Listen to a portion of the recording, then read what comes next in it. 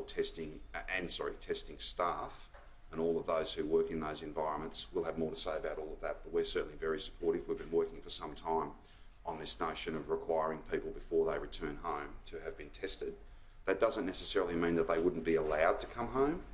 It may be, but that would need to be the subject of a National Cabinet decision. But I would just say it's not acceptable for us to have a handful of people on a flight, which can be a very lengthy flight.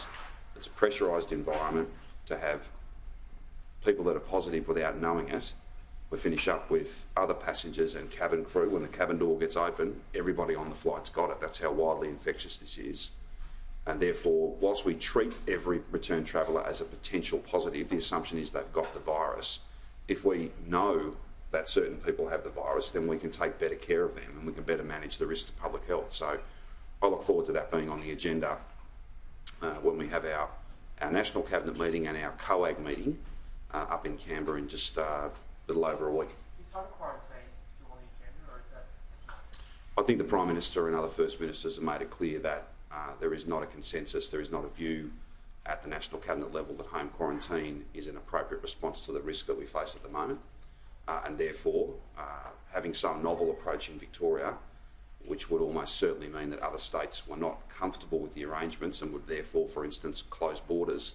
I think we're going to have a hotel-based system, but it will look and be different to what it was last time, and it'll look and be different based on the learnings in South Australia, in New South Wales, in lots of other parts of the country. So that recommendation would take We have already acquainted the inquiry with the view of First Ministers and the fact that this is not just a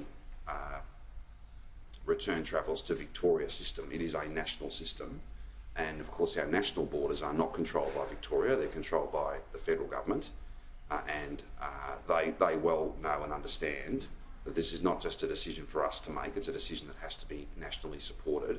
Otherwise, by proxy, we'd finish up with all sorts of unintended consequences, like borders, for instance, being closed.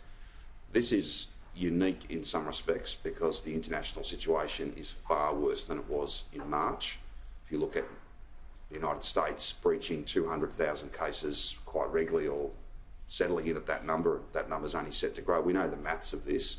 Double again. This is going to be a very, very long and difficult winter.